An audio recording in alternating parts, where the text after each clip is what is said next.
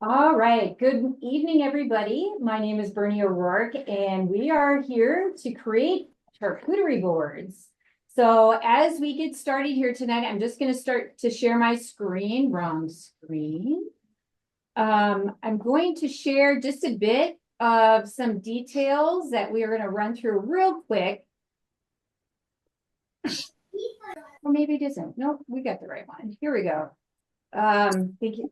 Last one. I think I'd be better at this by now, but we want to welcome you to the last one. Today is the April session, and just a few things in terms of just managing the webinar tonight. We love your questions. That's what makes the webinars fun. So please put your questions in the Q&A or the chat on the bottom, and one of the group here tonight will keep those queued up so we can ask our presenters. Okay. Again, if you can keep the chat to a minimum of frenzy stuff, but more on questions, that would be great. If you are here tonight attending and you want to get educational credit for this session for, selling at the fair or attending your local fair, there's a link on the website for that form. So hopefully you printed it out ahead of time, or just write down some things tonight of what you've learned. And that should work out well into the form that you can turn into your county offices. Please don't turn it back to me. While I love hearing about what you learned, it's really the folks locally that need that form. Okay.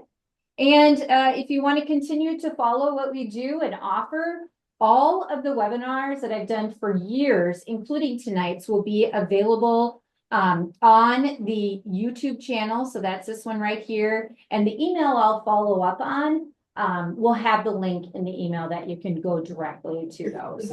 And they're super great. You can share them with your friends.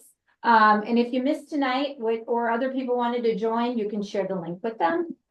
And lastly, when we end this evening, I'll be sending out a survey that I would love for you to complete. It just tells us how we're doing, what other topics you might have that interest you, just kind of checking in with you all and what you want to learn about, okay?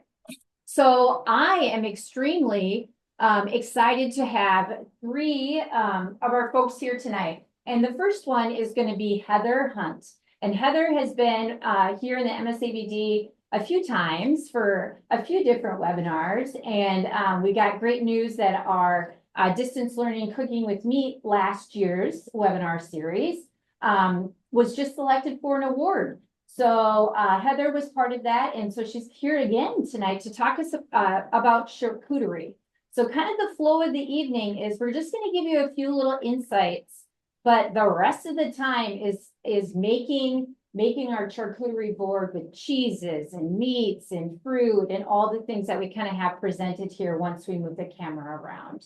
And some of you may have some of these things at home, and if you don't, that's just fine. Write down some ideas that we have that we share about tonight, and you could make a charcuterie board for your next entertaining or holiday holiday dinner. So I'm going to pass this over to Heather, and I just want to check in. Is everybody hearing me okay?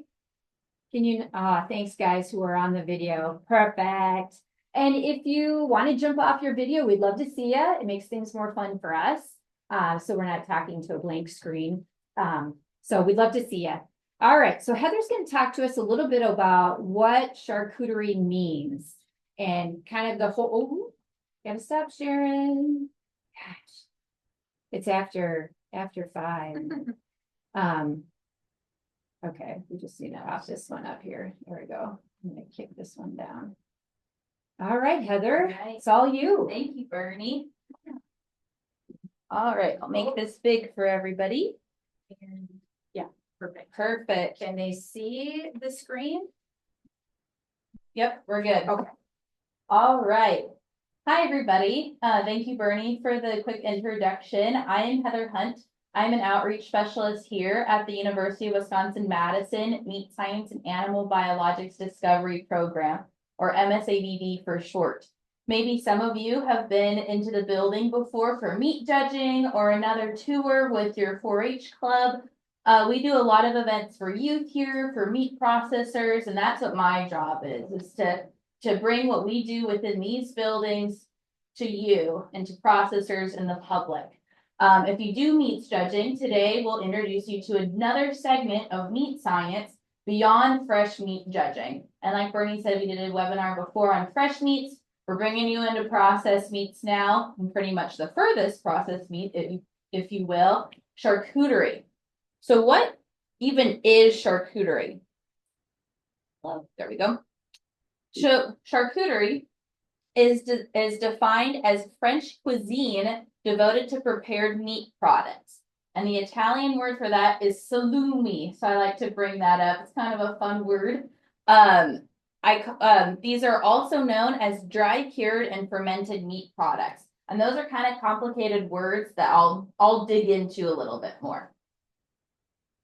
So dry curing, I'm gonna make this small so I can see my screen better. There we go. So dry curing came about because we know fresh meat goes bad pretty quickly in the fridge. It starts getting slimy and smelly, and we want to keep our meat fresh. So what we do is remove water from it so bacteria don't have water to survive. And so by applying salt or ingredients like nitrate or nitrite to the surface of the product. So that's what makes a product dry cured.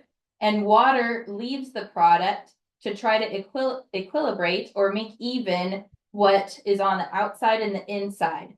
So on the bottom of the screen here, we have water inside, those blue circles, and the salt on the outside. And then over time, when given enough time, water will leave the product and salt will go in it. And that will make your product dry. Because in nature, it all wants to be equal. Fermentation, I said a lot of these charcuterie products are dry cured and fermented. Fermentation is lactic acid producing bacteria, which is good bacteria that we add to the product intentionally. When they are fed sugar, they create acid. And acid, you'll taste it's kind of tangy. It's the same lactic acid that's put on top of like a Sour Patch Kid or something else tangy like that. And so that's fermentation. Like I said a little bit earlier, dry cured has been around for a long time for the preservation of meats. And this occurred as early as primitive humans, so very, very early times, almost caveman times. And this was very common in Italy. So a lot of our products that we'll talk about today came from Italy. Little bit of history on fermentation. It did originally happen accidentally. So they would have meat from one first batch. They said, oh, this turned out the way we wanted to. They would take a little bit from that batch and put it into the next batch and so on and so forth. Kind of like if you have a sourdough starter and you feed that now, if anybody started making that up during COVID, did it with their parents maybe, it's very similar. That concept's very similar. Now fermentation has become a lot more precise and commercialized that we can get results that we want every single time because getting bacteria from the environment created a not precise production of products. And I think I'm done. Oh, just kidding. All of these end up in what we call hurdle technology. And this, if you really dive into it, is pretty complex. But all it's saying is that everything that we're putting into these products during production, we're drying them, we're fermenting them. There's a lot of salt. If we put them in a package that doesn't have any air, and if we include nitrite, and if anybody has any questions, we'd be happy to answer questions on nitrite. All of these factors in this product makes them very safe to consume. And that's all I have. So, now we've learned a little bit about charcuterie. Pop in the chat what type of products that you have tonight. And if you have any products that need to be sliced, start slicing them up and we can show you what we have to make our charcuterie boards with tonight. We've got some meat, some cheese, some salami, Awesome. Crackers, chips, and fruit. Sweet. So I'm gonna put on a pair of gloves so I can start touching food. We And just Yeah. one quick thing before they dig into this, I want to introduce our second person here this evening. Josh, it works, well, he's a friend of the Meat Science Building in many ways. But he also works over in Camp Randall and he can explain specifically his role. But he works in the charcuterie area quite a bit. So we are extremely glad that he can come over after work here and help us out with this project. So I'll turn it over to Josh and Heather. Yeah. Absolutely. My name is Josh Brantley, executive sous chef Josh. I'm over student athlete dining for the University of Wisconsin. So if you see the football players, basketball players, anything like any of those student athletes, we feed them every single day that they've got practice before they have games, etc. So we give them the most nutritious food we can, and a lot of that comes down to flavor, taste, and how the product is perceived by them. So love what I do, and essentially just get to play with food every single day. So that's my favorite thing about it. So, like we said, we've got a lot of different things to talk about today in terms of foods, in terms of pairings. Jess, you mentioned we've got olives, we've got spreads, we've got different cheeses. I've got a couple cut here. I've got more to cut as we talk, as we build our own. Lots of meats here. What kind of meats do we've got over here? All right. Yeah, let's talk some meat, right? Okay, so before the started slicing up our whole salami products. So at the top right here, we have a dry salami con vino, or there's red wine added to this product, Vino Rosso. This product was whole when we got it, and I sliced this one at an angle to have more surface area, so it becomes a larger slice than one of these. And salami, you slice it relatively thin, but not as thin as a whole muscle product like prosciutto. So if we open this up, you can almost see through the product. And we can open this later too, but well, whatever. Another product that we have up here is chorizo. And this was made by a processor in Wisconsin, Driftless Provisions. Chorizo is a spicier product. Maybe you have chorizo at home or in a different form. So this is a dry cured chorizo, but dry cured, you can also get it in a fresh brat or in crumbles, and you cook it up and eat it with eggs for breakfast. So there's a lot of different forms of chorizo, just kind of a spicier one. And this last one was also from Driftless Provisions. This is Finocchiona. It's described as an Italian-inspired salami with Pinot Noir, which is wine, fennel, and garlic. Does anybody know what fennel tastes like? I feel like Dora. Red licorice. Fennel is a very it's a staple ingredient for Italian flavors. Other products, I was talking about this prosciutto. When you look at it and hold it up, you'll see you can almost see through it. It's so thin. I'm tearing it to shreds. See that? So if you have things that you're slicing at home, salami should be about yay thick, just a little pinch, and this should be very thin. But most of the time around here, you're going to be buying sliced prosciutto. Other products, we have another chorizo product that's already sliced, another fennel product that we talked about that's pre-sliced, and a Genoa salami that would be from Genoa, Italy. Josh, what cheese do we have? I've got a lot of different cheeses, a lot of different ages. If anybody knows what aged cheese means, it's been stored, similar to the process that your water leaves. The thing happens with cheese as it's stored.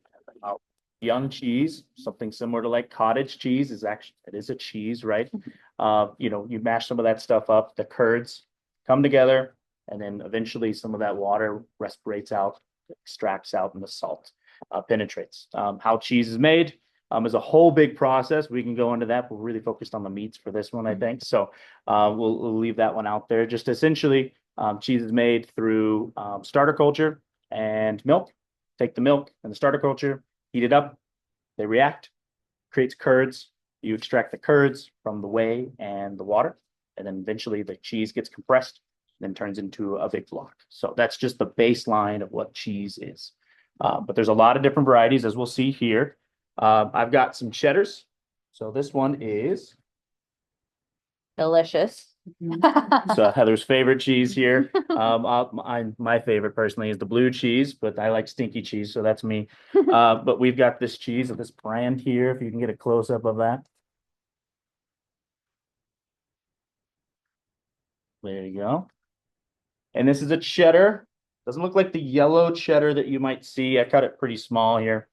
I'm gonna let you look at it on the board there, but I cut it pretty small. It is because it's such a strong cheese. When you're dealing with aged cheeses, you want to keep the sizing smaller because it's gonna power punch a lot of that flavor to you. So it might overpower anything else that you're eating on that cracker there. The next one, I've got a Parmesan wedge, as you've seen. I believe this one is 18 months, maybe 12 months. So right around a year or so. And I have two different varieties here, one out of the bag, one in the bag. So there is a variety to it. So a Parmesan that is aged longer is going to have more of a salty flavor, less water in it, more higher concentration. And then the other way around, one that's younger has a lot more water content. And so it's going to be a little bit less pungent, more similar to that cheddar flavor, so to speak. So they're all very different, but that's beside the point there. The next one is a Bella Fuente. Anybody's been to Pick and Save around here or Metcalf's? This is a big cheese that everyone serves. A lot of times you'll buy the one that's got wine crust on it or something like that. They're a big fan of doing those. It adds a different flavor profile to cheese that you wouldn't normally find if you're just making cheese by itself. So you can do a lot of fun things and a lot of flavor pairings with cheese itself. So this is cheese, as you can see, it's a little bit bendier than some of our other aged cheese. There's not much bend to it. If I bend it, it'll break. That's because of the moisture content, right? The longer it's aged, the more sharp the cheese is, the less moisture, therefore the less pliability there is. And then lastly, I've got the blue cheese here. So I don't have any yellow cheddar for you. You guys might have some yellow cheddar at home. It's going to pair well with some of these other products, and we can talk about that as well as we start building our boards. Good deal. All right. Has everybody started slicing, or they're at a point to continue slicing? I will note some of these products, if you bought them whole and not sliced like those, will come with a casing on them. Make sure you either take it off before you slice or off before you eat, because a lot of the casings, most of the casings that we'll find here will be inedible casings. So these products were packaged in a casing called a fibrous casings that are a byproduct from the cotton industry. And we use these for these types of products because it has to be water permeable. That water has to come out of the product and through the casing to get out of there. So they're formed and stuffed into these casings, hung to dry for a few weeks at least. And so these casings will allow that water to leave and for it to keep its form. And as the product shrinks and it loses water, this product will, or this casing will shrink with it. So make sure you don't eat it. It'll be a heck of a time to chew. All right, are you ready to give a presentation, Chef Josh? Absolutely. Let me pop over here to the computer real quick. We'll slide over that way. All right, I'm gonna switch this for Josh here to give his more extended version of his PowerPoint, maybe. There we go. Nope, that's Heather's. So we'll punch hers down and there we go. So just quickly too, while we're entertaining tonight or with all this wonderful food, I do want to just share the third person in our crew, Jessica Brown. So Jessica has been a part of these two in the background more, I think, than on the camera, insight and all of that great stuff. And Jessica is finishing her PhD here at UW-Madison, and we're extremely sad about that, but yay her. And we appreciate all she's given to our youth program, our undergraduate program, and just us as a colleague. We have loved and enjoyed working with her. So Thanks, Brittany. Jessica, and we'll pass this back to Josh to kind of talk about how to make these boards. Absolutely, absolutely. Make this a little bit bigger here. I'm not a Mac guy. Do you want me to Yeah. put it on the playlist or? From the beginning, I always forget it had something. And keep asking your questions, guys. There's been some really good ones come through. Good deal. So curating your charcuterie board. We showed you a lot of different items on the chef's table here. We've got a lot of different meats, a lot of different cheeses. In the photo here, you're gonna see a lot of different things, right? There's even some stuff that looks like flower petals as well, with a little bit of honey thrown in there too. Creativity is your friend with charcuterie boards, and it's really, you know, making what you like is what's going to best serve what someone else likes. What I find generally in my industry is if I like the way it tastes, then someone else is going to like the way it tastes, and then that's the case most often. So, pop off to the next one there. So before you guys start compiling it, it's important that you do all of your mise en place.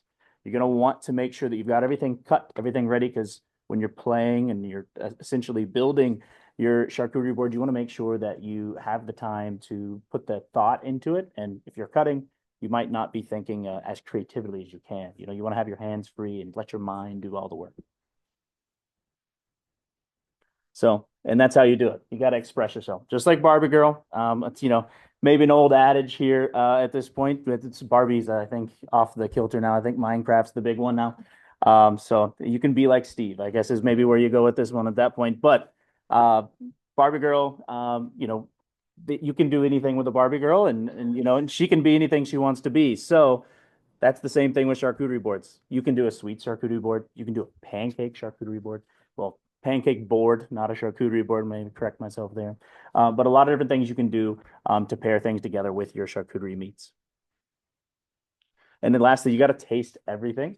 It's important that you know how everything combines. If you don't know how it combines, then you might have a hard time pairing good cheeses together, or you might put something or accidentally like maybe cross-contaminate your blue cheese on your cheddar and might ruin your palate there if you do that. And of course, you got to play with the food. I've got a lot of different examples here, but some of these things are actually really well plated as well. So never forget your origin story either.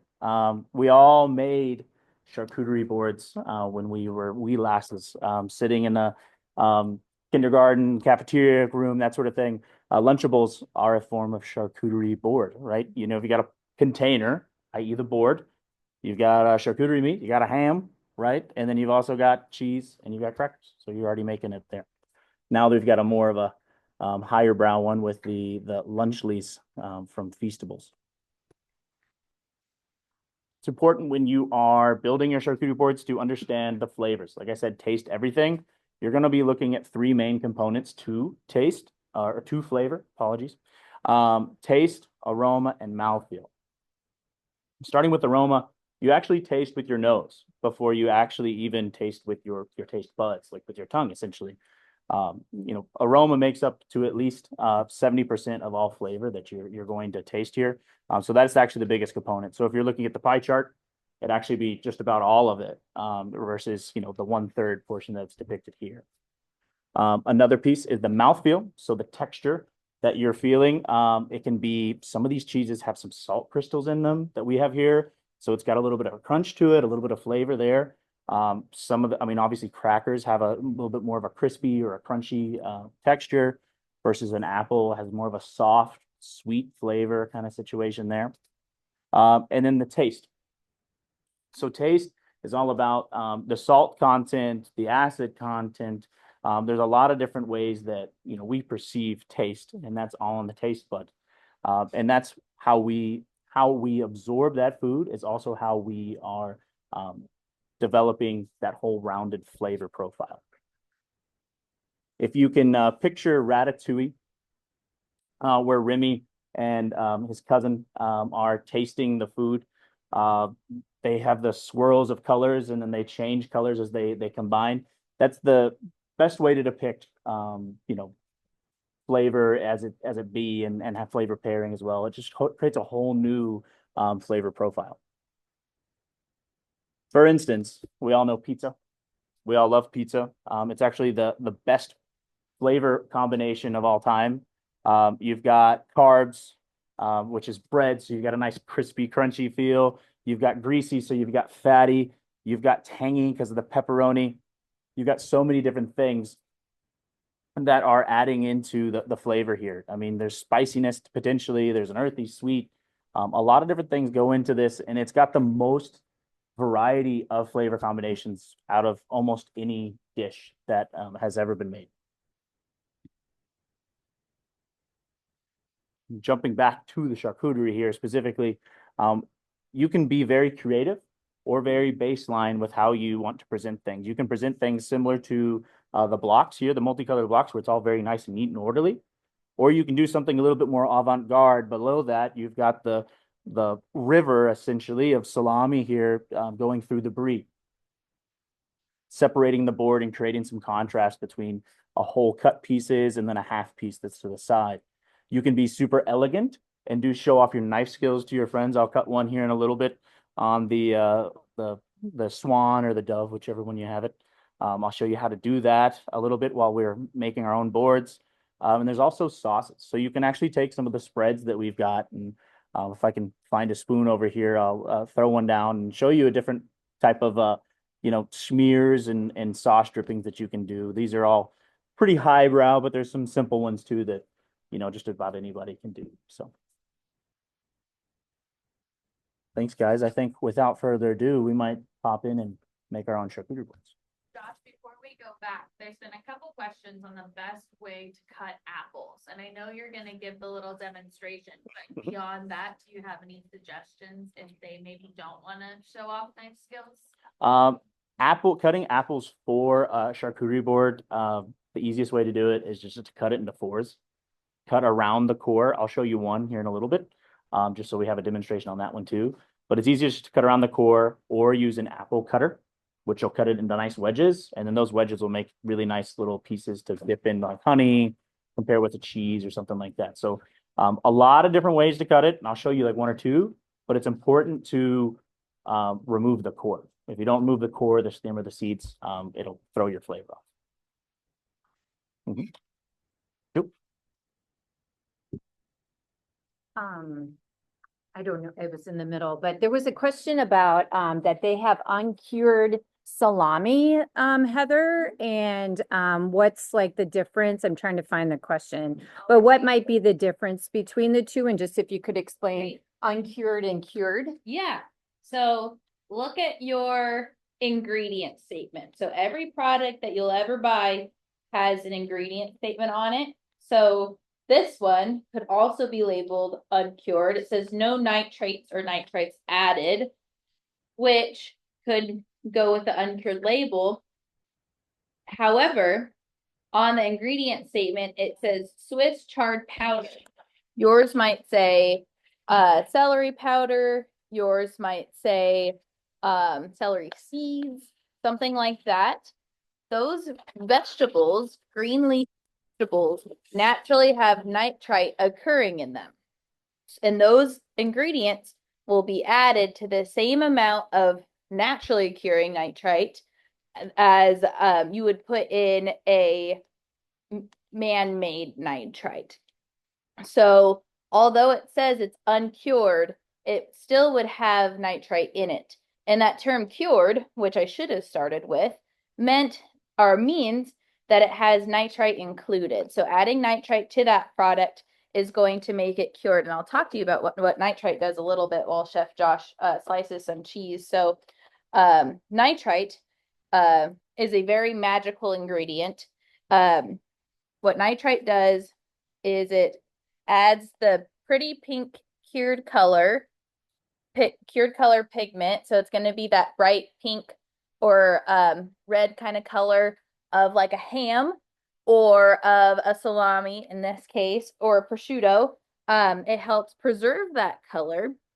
A huge one that it does is for food safety. So nitrite is going to prevent a bacteria called that would cause botulism, Clostridium botulinum, and that will make you not feel very good. So nitrate's going to help prevent that. So it's a good ingredient that gets a bad rap sometimes that we've started to use natural alternatives for to make it seem less scary. Nitrate's also going to help preserve the flavor of the product and help with shelf life too. So help your products last longer. So if it says uncured, it could have one of those products still in it, and because it's these, it likely does. All right, Chef Josh. Beautiful, fantastic. So we're gonna start with some different things, some different shapes here. I'm gonna show you a little trick to open jars, by the way. I think anybody saw me struggling with this. Don't do this at home. You can, but just make sure you don't hit the glass. I like to tap it on the lid. And it should pop right open for you. So I can do that by myself now. You don't need no man. I'll tell you that right now. I want to try. Quick question while we're going through this. We have someone that asked with a charcuterie, There you go. on a charcuterie with fruits and veggies, can we mix cheese with them? Absolutely. Absolutely. Come on, Barbie girl. Anybody heard of blue cheese on dressing and that sort of thing? A lot of people like blue cheese dressing. So you're more than welcome to use any sort of cheeses. Again, the cheese flavor is going to pair well with just about any vegetable too. So I think it's a good idea. I think it's a great idea. Oh, absolutely. So what's your thought process behind how you're cutting this cheese? So, I mean, you can see I've got some different shapes and that sort of thing. I'm just trying to do some different stuff. So I'm cutting this Parmesan wheel on a bias, maybe a little sacrilege for any Italians out there in the audience. But I'm trying to give it a little cut here so then I can turn it into a little trapezoid. So I got a little something going on, a little parallelogram, if you will. It's all good with that. So, because I like to mix up the shapes. So you can see here, I mentioned earlier about the curds turning into cheese after it's being pressed. You can actually see if you can zoom in or something like that there. Sorry, I'm avant-garde on here. But you can actually see the different pieces, the different curds that are making up this cheese here. Because of that, it just means that it probably wasn't pressed or held under temperature for too long, so it never really fully came together. So it makes it really easy, like you saw earlier if you were listening there. You can crumble it very, very easily, and it flakes off into what are really curds. It's actually a really good example as well. So would that be a younger cheese? Yes, it would be a younger cheese, but it does have an age profile, which is interesting. It just means during the process when it was being first pressured that it didn't have a lot of weight on it, most likely. So a lot different things to learn there. I'm going to cut some little batons too out of this Parmesan here. Batons are good. You can cut bigger ones, smaller ones. These are pretty small, so to speak. But if you cut bigger ones, you can wrap it in like some prosciutto specifically. I might show you a little bit of that. Yeah. So that there. Do you want the paper out of there? Yeah. Take it off. Are there any other questions in the chat? I do. I have a question. This kind of goes to both of you. And I Okay. think Oh, Josh boy. will probably answer some of these based on his presentation. got it. But Okay. are there any requirements for the way that you put things on a board? Or do you maybe have any like guidance on how to place things on the board for the participants? Specifically, I'm looking at the blue cheese right now, so my head's right there. You want to avoid touching the blue cheese as much as possible. So if I were to put a piece of apple next to that apple is going to taste like blue cheese. If I touch the blue cheese and then move to something else, it's going to taste like it. So you want to avoid the very strong, pungent, the cheeses that have like a lot of oil that comes off. You want to try to leave those for last, because the more oil on your hand, some smear of blue cheese, the stinkier the cheese, the more overpowering it's going to be. It's going to like essentially cross-contaminate, if you will, some different products and prevent them from showing all their luster. So you want to avoid there. In terms of patterns, in terms of shapes, sizes, all that stuff, it starts with the cut of the meat, the cut of the cheese to give you that amount of flavor you're going to get from it and how well it pairs with something else. Highly recommend keeping, I don't want to put 3 things that are all the same color next to each other. It's going to be hard for you to tell them apart. So when I'm building this board, I'm actually going to separate these with different meats. And that's kind of be my feng shui, so to speak. So my meat and my cheese are going to be separated which allows me to understand visually if I'm I'm making this for someone else, they know that these are different cheeses.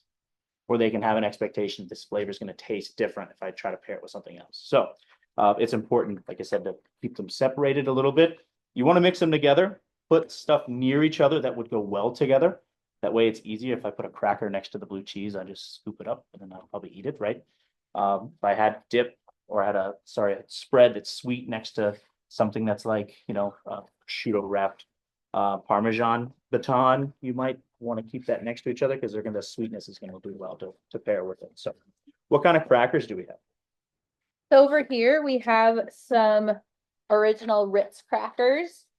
And we also have Firehook baked crackers, sea salt organic. So a couple different options. Your Ritz would be kind of feel like a very traditional go-to cracker. It's an easy cracker. Then you have in the pantry. Yeah. I have like 4 boxes of Ritz crackers in my pantry right now. Every time we go to the store, we accidentally buy another It's a forget box. buy. Yeah, I get it. I understand that. I do that a lot of times with like soy sauce, such like that. Yeah. Another cool trick when you're plating is the rule of 3. So you like odd numbers. Odd numbers are your friend when you are plating. It's more appealing to the eye. 3, 5, 7, 9. It gets a lot eventually, but they're all 11. yeah, well, you're looking for that rule of 3. So 3 here is good.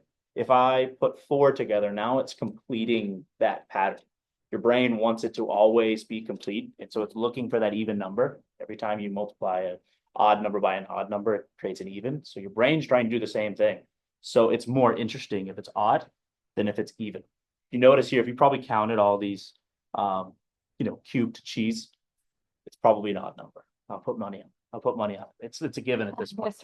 You got to start counting everything I do. It's just innate. It's just how it goes. Anyhow, so I'm going to show you the next one. So we did a little prosciutto wrapped Parmesan baton there. Then I'm going to do a little flour with some Genoa salami. I was hoping you would do a salami rose. Ooh. Could be a flower, maybe not an orchid, but more like a rose similar to that. You can do this with a lot of different things. If I was really, really good, like a sushi chef, I might be able to do an apple rose. Those are harder to do because it's a harder piece of fruit, so to speak. But I can definitely do one with these guys here. So I shingle them out. You want to overlap them at least a quarter of the way. Those shots. Oh, sure. That way And I can move it to this one too, if it makes more sense. No, you're fine. One of those, we should have used that. So and then I'm going to start rolling. You don't want to roll from the front to back if you've overlapped it because it needs to grab the next one. So if I rolled it this way, I'd just be moving the salami. You want to roll it from the front to back to grab it. And you're just rolling it up like like a pig's in a blanket. Keep rolling, and you'll notice as I'm rolling, they're all coming together. So if you can see that, looks a little bit like a rose. And so when I press it down, and I let it kind of fall out a little bit, it'll fold out, but it will create a kind of like a rose-esque shape here. So I'm going to pinch it in the bottom, try to get it to stick. There you go. So it's a little bit, it's close. I think that's good.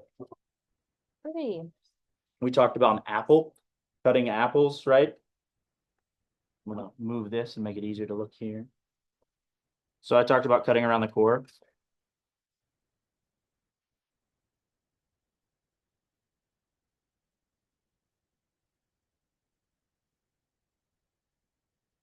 Any shape's fine. Really, any shape's fine. That's aren't perfect dices or anything. The skin's going to add some natural flavors to it. If you don't like the skin, you can just cut the skin off. Just put little pieces of, stuff that looks like cheese at this point. That's why it's important if you're going to put that on there that you'd separate it.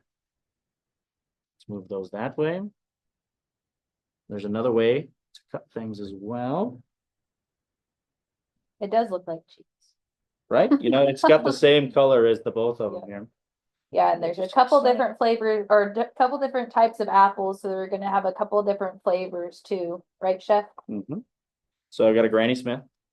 Well, I don't know which one this one is. It's a Fuji.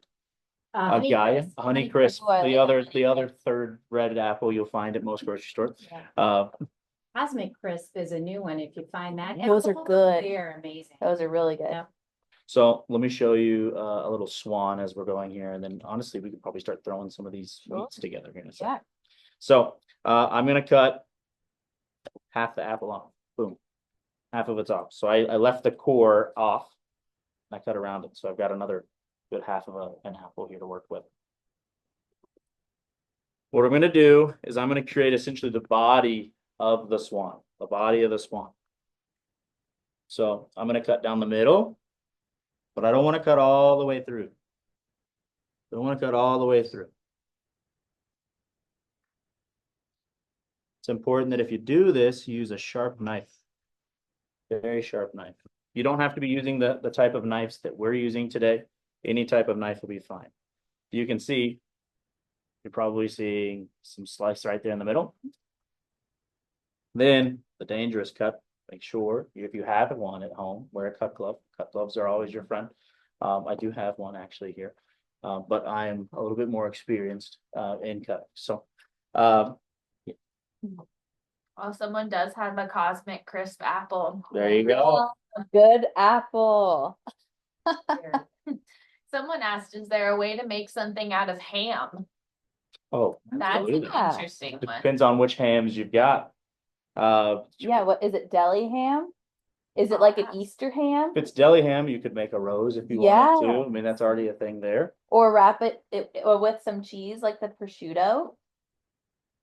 Jenna, what kind of ham do you have? Well, we may never. She says deli ham. Deli Deli ham. ham. You could do all sorts of things with deli ham. You Cut- could make a really similar rose. Yeah. Yeah, it might, depending what size you have or thickness might be a little bit bigger. You can wrap the batons like that. You can make some shingling on your board. There's all sorts of ideas. Fold them into quarters. Yeah. Cut them into corners and do like a little pinwheel thing on your plate. You see here, I'm kind of creating this wing. So I'm going to have a wing here in a moment. Kind of cut off a couple different pieces as you're going. If you're cutting towards you, you should always let the knife do the work. In this case, a drawing motion is probably your worst, enemy here. Normally when you're cutting meat, that sort of thing, you always want to cut with a drawing motion this way. That way, you always want to draw because you want to use the length of the blade. But here, if I try to use the length of the blade, I might break all the way through the apple. And so I'm being very careful to listen to the product, listen to the fruit. So these little pieces, I've got a half a wing right there, right? What? I'm already ready to go. Really close. And if you're like me, you always forget to cut the base the right way. And so I'm going to show you a little trick to build the head of the swan here in a moment. Where do we put the sauce for our apples? Swan, dove, whatever you call it. Yeah. Heard someone trying to ask a question. Can you put your question in the chat? What's the most dangerous thing that you can have in the kitchen? Most dangerous thing? A dull knife. A dull knife's one, that's for sure. That's a bad one. That's a really bad one. You imagine cutting Yeah, and it's just not working, and then you just tighten it. and then you cut a little too hard, and then all of a sudden there you go. Another one, mandolin. Mandolins are very Oh, dangerous. not the instrument, not the little thing we're Yeah. we're playing the fiddle to.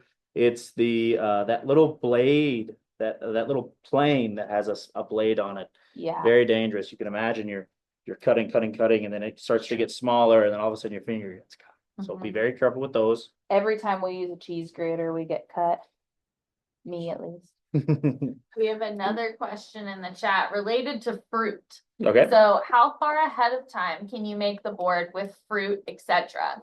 If you add fruit, should you put lemon juice on it so that it doesn't brown? So you can do most of those things and all those things all at once, but it depends on what type of freshness that you want. I recommend cutting the fruit ahead of time, maybe like 30 minutes to an hour ahead of time. If you had to do it the day before, add some sugar to your lemon juice. It'll prevent it from being super acidic. A lot of times if you just add lemon water, that'll make it a little bit too acidic, and now it takes away from that sweetness of your apple, depending on that. So, and then put it in a bag, separate it from the rest of the charcuterie. If I was going to transport this and I had this funky blue cheese, I wouldn't make it all and then wrap the whole thing. I'd actually put the blue cheese in a bag. It's so strong of a flavor. That way it's not infecting or cross-contaminating or letting the smells meld in with the other cheeses and the meats. I want it to keep it separate. So anything that has a robust flavor or that could potentially, have some degradation going on, if you're transporting it, put it in a bag, just put it right on the charcuterie board, wrap it up, you're ready to go. Once you get there, just take it out of the bag, pop it on the charcuterie board. The way to do it. That's what the pros do. It's what we do at Camp Randall for the games. So if anybody has the opportunity to be in one of the suites of the club spaces, a highfalutin, so to speak, they haven't invited me yet, but I'm hopeful one day they will. You get a charcuterie board. I feed them, we make some good stuff too. So, but they have they always get a charcuterie board that they munch on throughout the game. And because of that, we don't set it ahead of time. We set up the cheeses and that sort of thing, but we keep all the things that have a pungent flavor in bags. And then the attendant, right before the game, opens up the bags, puts it on the charcuterie board. That way you don't have any cross-contamination of those flavors. Right, well, you're still working on that, and I know you're about to make the board next, but what do you think about the placement of nuts on the board? What's some fun ways that we can display nuts? We talked a little bit in the chat about displaying sauces in little cups so that they don't spread too much. Or you'll notice our charcuterie board actually has like little divots where we can put sauces. We have some cheese in them right now, but those are all great options to prevent your sauces from kind of running around your plate and causing some of those cross flavors happening. I'm a big fan personally of letting everything kind of come together and meld together in that way. If you mix two sauces, that might be a good idea. You might find a new thing. Right, that's you mix some ketchup and some mayonnaise, you make some good dipping sauce for your French fries there. Maybe there you go. Olives as well. We've got different types. Olives are really good to go into a jar here or into a space. I'm actually going to drain them here a little bit. That way I don't get all the liquid. Then scoop them out from the top. And I'm going to pair these next to the other side here.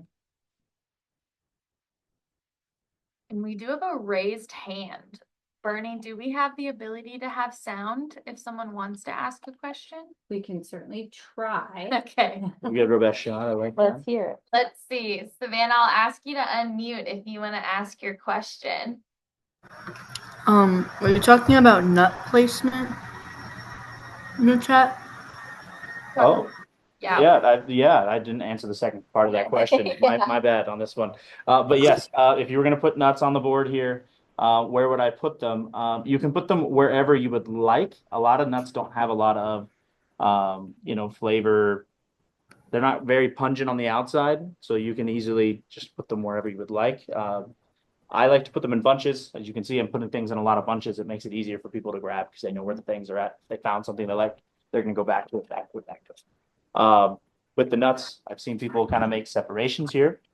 I'll show you them. I personally like the little river The river. that flows across. Yeah. So we've got a bit of a dark chocolate medley, either like a little bit more of a chocolate forward trail mix, if you will. And so you can create your own trail with trail mix. So we'll actually do that. Oh, cute. We did a class a while back, and someone made the yellow brick road, which I thought was very interesting, very creative. And then they combined it with Shrek. That's told me a lot about who made the board, and they express themselves, and I love that. So Your swan could almost be Shrek. The little close. ears. Put it up the little screen here. We might be Yeah. able to see it. Yeah, here's almost- the part of the swan. You could turn that into it. So this is the body of the swan. I've actually seen something pretty neat. If I had the photo, I'd show you. But I've seen people take the body of a swan, they make it, and then the whole head is the whole charcuterie board. Oh, So cool. very inventive there. So that's just the body of it. This base here is gonna turn to where the head goes here in a moment. Might have a little trouble. My knife isn't as sharp as I normally keep it, but I think we can still make it happen. Do you want to steal? I'd love a steel. That'd Yeah. be great. Savannah's got a great board going on. See on this screen. That looks awesome.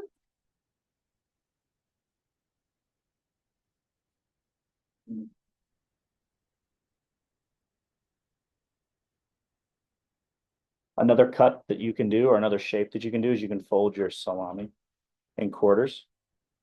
It's like a baby rose. It's like a baby one. If you put a bunch of them together, it will look like a rose, especially if you Yeah. have a little border for it. Thank you, madam. There are so many great kids got their cameras on and. Sarah looks like she's got some pickles.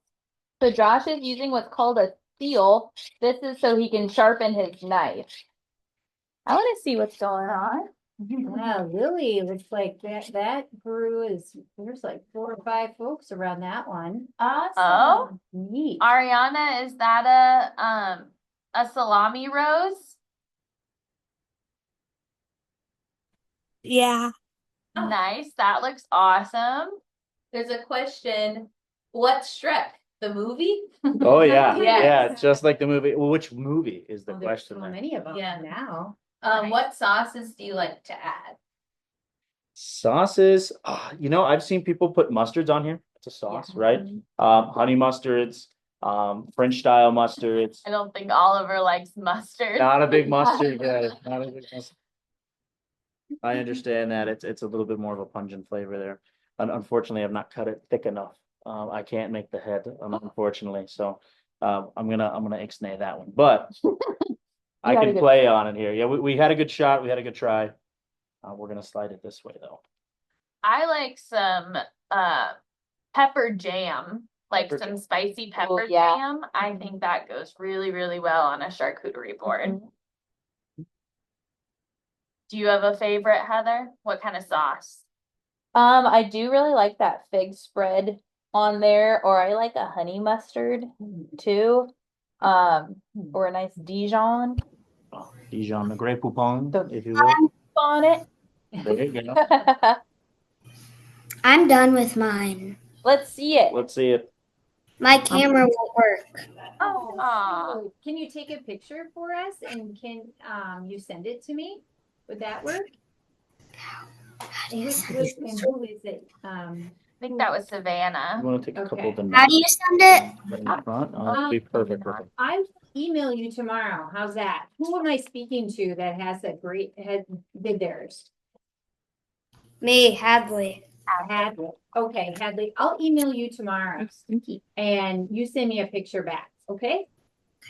Just like That'd be Inter- super. And if fun. anybody else wants to email me, I can have my email up here at the end and you can just email me.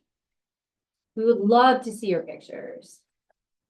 Caitlin asked, where would you put a cup of cheese spread? Next to crackers? Spread, yeah, absolutely. Next to the thing you're gonna use it with, so hopefully next to the spoon if you're not using the crackers to dip in there. But I highly recommend that. You can actually put it right next to some peanut butter. If you're gonna have some cheese spread with peanut butter, big fan, big fan. That, if it is a hot take for sure. You can also do, I'm a big fan of putting Vienna sausages on here. Oh, Just yeah. Tells you my background there. Ooh, that looks awesome. How about spam? Spam can be done and you can do it a lot of different ways. What's there like 100 flavors of spam now?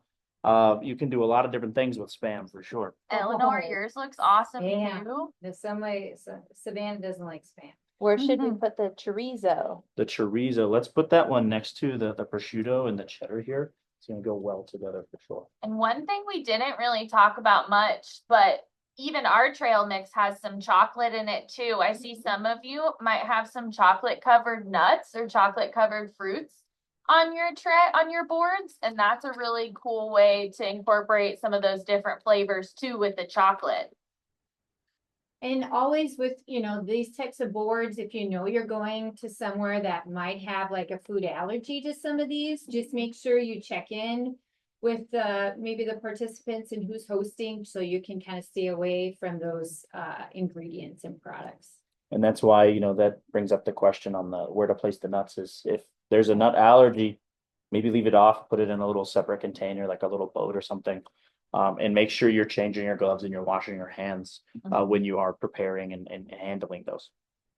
Or leave it in the bag might be the easiest way too. Yeah, So you can also build a little tower if you'd like as well. yeah. A big A fan of little those. toothpick on top. Toothpick will keep it together. You can do a spoon if you wanted. Sort of thing. Or if it's big enough, I guess you could put the knife in there as well. Get a little crazy with it.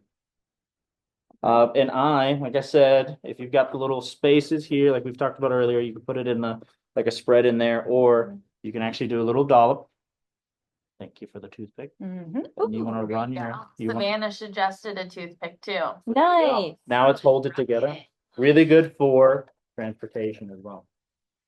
We have some people too that will use toothpicks and just stick a couple in a pile of cheese. And that way, Yeah. when people are coming up to grab snacks off of the board, they can just grab a little toothpick with a piece of cheese on it and make themselves their own little skewer. There you go. Oh, I love it. Look at these. Oh, Jenna, Good that job, looks Jenna. awesome. I like about the these? little face out of ham. Do you guys want to Mhm. see? Just kind of spread them on the side. You guys like her? Oh, I love it. And you got multi-dimensions happening. Or tangerine. It's awesome. Oh, that looks great. And you have stars and hearts. I love That's it. excellent. Keep I love sending it. photos, Yes, guys. I'll pictures. show That's so fun. I downloaded it, so yeah. If Hadley, if you want to put it in the chat, I'll grab it from there. We're having so much fun. We're almost done. Like we only Oh my have a gosh, few minutes we have left. so many more products to I do. know. Well, The best part for me is always the leftovers. Yeah. The things that don't go on the board, you could make to a really mean sandwich the next day. Yeah. Tell you what. we're gonna eat well tonight. right? Yeah, for those who practice, Good Friday's tomorrow, so. Oh, there you some are go. Probably ingesting all the cheese and meat they can. Yeah. Has everyone been snacking along the way, trying some What of do you their think? products while they're These going on the salami up board? front? Yeah. you go. Oliver says no, but I see him eating. A liar. And you'll see a lot of times when you like people build boards, they put the crackers and such on it. If you're like us, we got a lot of stuff to put on here.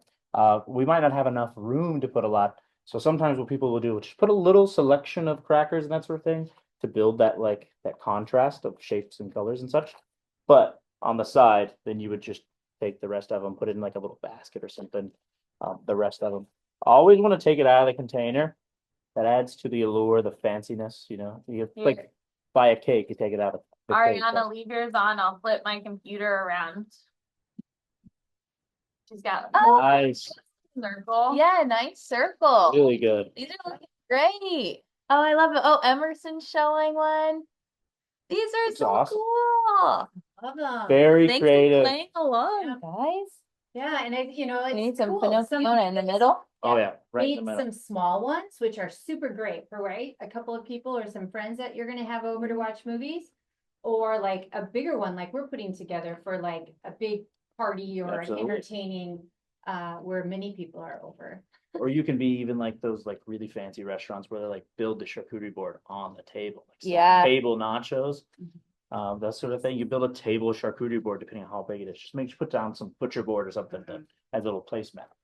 And something to point out, because you guys have such different boards, you just get to pick what you want to put on the boards. Like I saw some had a lot of fruit, had some dates and things like that. And then some have a lot of crackers and meat and cheese, or just meat and cheese and some olives. So there's all different ways to play around with the different ingredients that you like.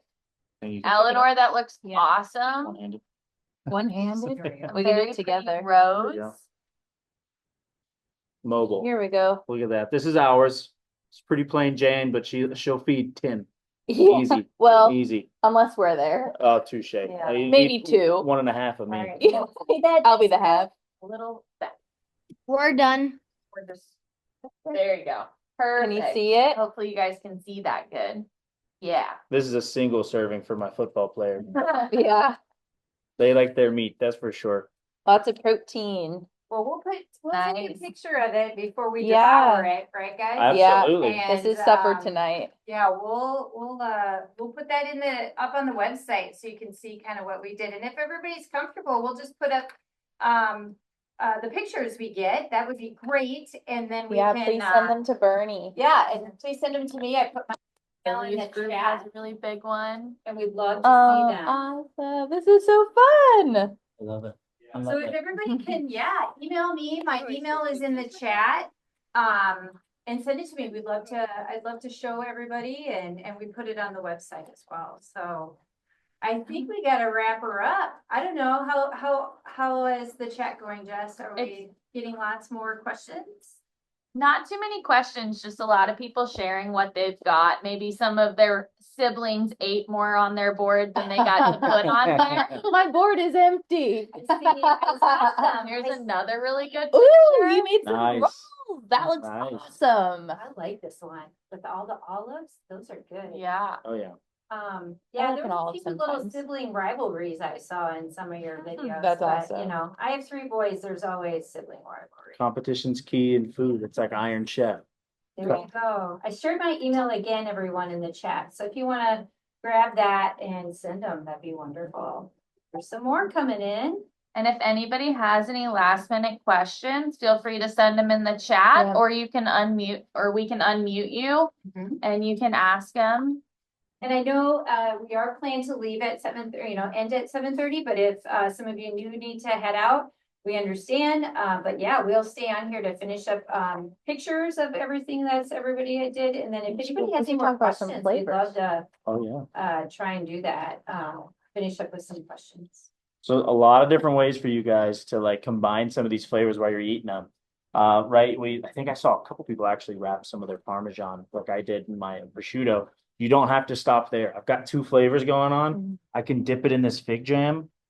Oh, it's gonna change the world. Change the world. other side that I didn't. Yeah, Jess, you better, can you take a picture with your phone of that charcuterie? Oh, shoot. form We before just- they do- All right, what do you Well, want us to do? It's looking too good. We've got to eat it. Bon appetit. Oh, that's huh? really good. Mm-hmm. All right, so this has been a great show tonight. It looks like you all have had so much fun. And I will share these pictures with you guys. I have all of your emails. And yeah, good job, everyone. Even Jenna said, thank you, awesome class. We really do Great. appreciate you jumping on. And this would be something you could do. I don't know how many of you are in foods and nutrition. Change the world one piece of meat at a time. Yeah. Nice. Hot dog, Brianna, you bet. And so, yeah, this would be great when you have friends over. Yeah. This would be great, just for movies. Yeah. Yeah. Something really cool I'd like to say is that I am a multi-degreed meat scientist and I got to study charcuterie. And I get to eat a lot of snacks and get to make a lot of fun products. Josh went to school to be a chef. And we get to play with food all the time and have a lot of fun doing it. And so when you're picking your degree plans, if you go to college or just next steps after school or getting interested in first jobs, like consider the meat industry. There's so many opportunities and you get to learn about so many cool things like this. And we just really touch the surface on what you can do with And these if you guys, products. some of you guys that are really artistic, like, Yeah. playing with meat and cheese and all these other things are like, Yeah. Instead of painting, you can Yeah. do this. There you So lots of fun ways to engage. Yeah. All right. Thank you, well, everybody. I think we'll end for tonight. I'm so appreciative of you 3 for this evening. And we're gonna when you end tonight, there will be a Qualtrics survey link. We'd love feedback from you all. I think we'd like to do these kinds of fun things where you're doing it at home with us. So if you have other ideas to make that happen, we'd love for you to share. So There was one last question. one last Sorry. One last. It's more for Bernie, but are there any other upcoming webinars that they should keep an eye out for? I'm so glad you're interested. Probably not anymore this year. We usually do it once a year in the spring and have 3 to 4 once a month during that time. No. you know, if there is a big need you all want me to do something on, yeah, email me, let me know, and I can try and put something together if there's, something you really want to learn about. We just usually plan it in the calendar that we do these in the spring, but yes, certainly flexible and want to meet everybody's, needs as they, show up for them. So, all right, sayonara, we are gonna eat. Yes, Um, thank you, Have a everyone. great night, everyone, and thanks for joining. Bye, guys. Keep Thanks, guys. eating.